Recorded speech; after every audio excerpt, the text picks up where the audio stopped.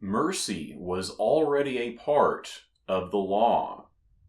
Repentance was already allowed for and accepted in the law. Righteousness was already a part of the law. And even the remembrance of the covenant, even after the covenant was broken, the remembrance of it was already a part of the law. We can see this very plainly once we are willing to accept it. Leviticus 26:41 through 45 says, "Or then their heart, the uncircumcised, shall be submitted, and then they shall accept their iniquity." The people, after they've been thrown out of the land, after they are being punished, they are suffering the curses of disobeying the law.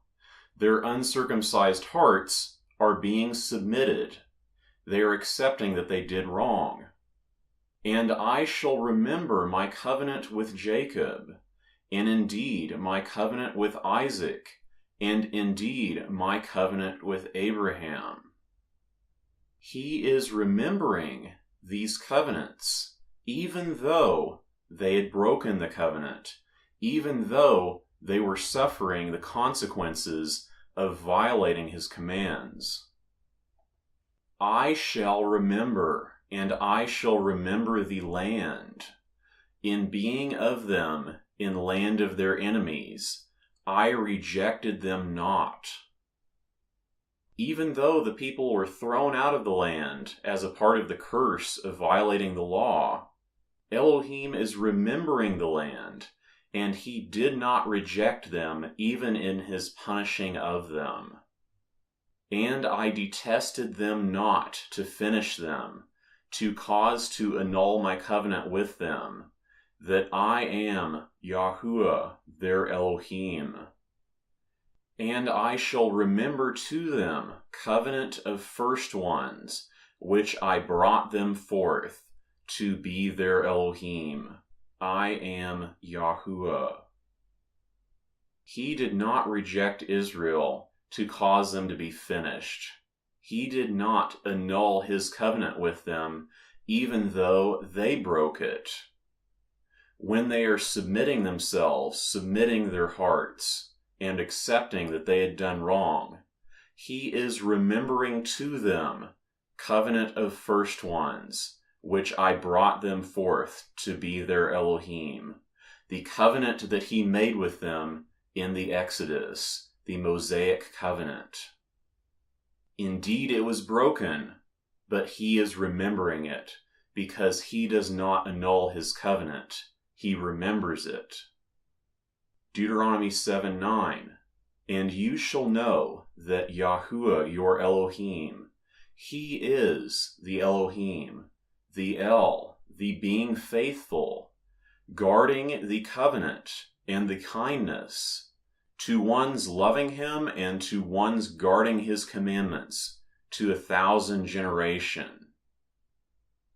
He is the faithful Elohim, and he guards the covenant, and he guards the kindness, the mercy, to those that are loving him, to those that are guarding his commandments.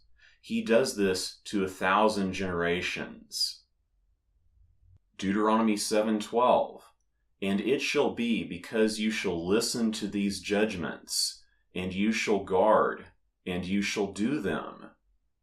And Yahuwah your Elohim shall guard to you the kindness and the covenant which he has sworn to your fathers."